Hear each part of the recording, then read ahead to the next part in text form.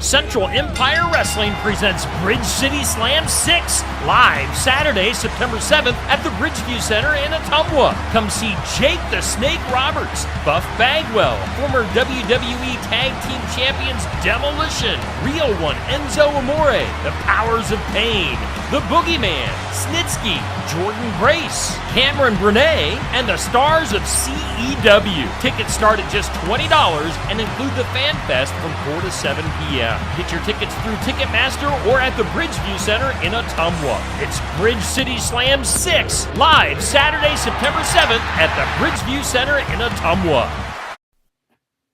Hey everyone, Coach Iva here. Tonight I want to talk to you about the Reticular Activating System, or the RAS for short. Now, before you pause this video and move on, I'm going to encourage you just to watch this short video because I believe that there is going to be some helpful information in here for you that is really relevant for the time that we're living in.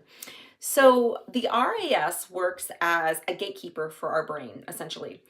We are bombarded with so much information on a daily basis. And so if we were to process all of that information, it would be too much for us. We would be overwhelmed. There's no way we could do that. And so the RAS is always looking for what is the information that's relevant to what you need. So maybe you're working on making a decision on something or finding a solution to a problem. And so the RAS is looking for what is the information you need in order to make that decision or to solve that problem. And so it's really, helps our brain to be efficient, and it's a good thing. But there are some negative things that can come out of this if we're not careful. And the one thing I'm going to talk to you about tonight is called confirmation bias. So confirmation bias is when we have a belief about something and we're so adamant that the thing that we believe is right, and we're looking for proof that we're right. We're always looking for proof or evidence that the thing that we're believing is right. Let me give you an example of that. So in my house, I am an iPhone user. I love my iPhone and I have Apple products. Love my iPad, all the things. I'm such a fan of Apple. And the rest of my family, not so much. They all use Androids for phones, and they just, have this thing with Apple. Well, it's funny because if something happens to my phone, my husband will be like, oh, well, it's because it's an Apple product. Or if he has something going on with his phone, I'll be like, oh, well, it's because it's an Android. And so we have kind of this joking back and forth. But what happens is, because I love my Apple products, I am adamant that I am right, that Apple is the best, then I'm always looking for proof that shows that I'm right. And so this is kind of a silly example, but I think it really does paint a picture of what confirmation bias is, that we have this belief about something and we're going to look for evidence that we're right. Now, unfortunately, because of social media, this really feeds into this as well. So when you're scrolling social media, because of the algorithms, if you stop and watch a video or read something, the algorithm will feed you more of what you're already looking at. And so essentially you step into this echo chamber where you just get fed more and more and more evidence that you're right. The beliefs that you have are right because so many other people in the world believe that too. So you must be right. And so this is where we get to be really careful that we don't get caught up in this unhealthy, one-sided view of something without having a holistic perspective. I think the best thing we can do is challenge our beliefs that we have about something. Not that we change our convictions, that's not what I'm talking about, but it's healthy to be in spaces where our beliefs get challenged. And so maybe you have somebody in your life that thinks differently than you, that has different beliefs about something than you, then I'm going to encourage you to have conversation with them.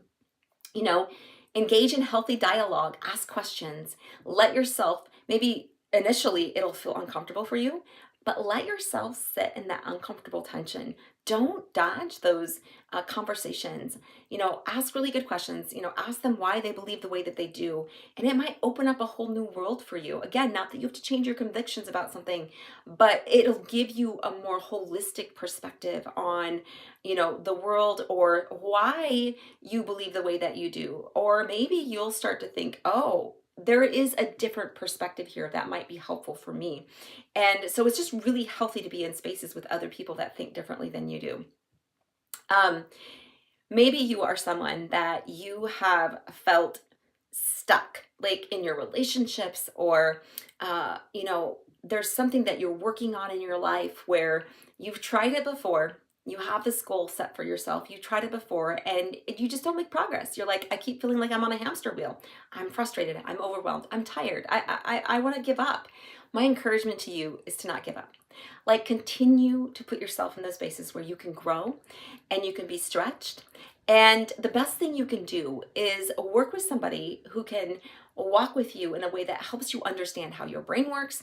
So one of the things that I do as a neurocoach is I have this understanding of how the brain works, and I get to help my clients get to the source of what's holding them back, not just focusing on the symptoms and addressing the symptoms, but we get to go to the source of what's causing those symptoms and work with that. And when that shifts, the results will change in your life and you'll see positive benefit out of that. And so I'm going to encourage you, if you're curious about what it is that I do as a coach, you can click on the link in the comment section. It's my calendar link, and you can set up a free 30-minute call with me, and we'll just talk about what it is that you're facing and what you want to work on.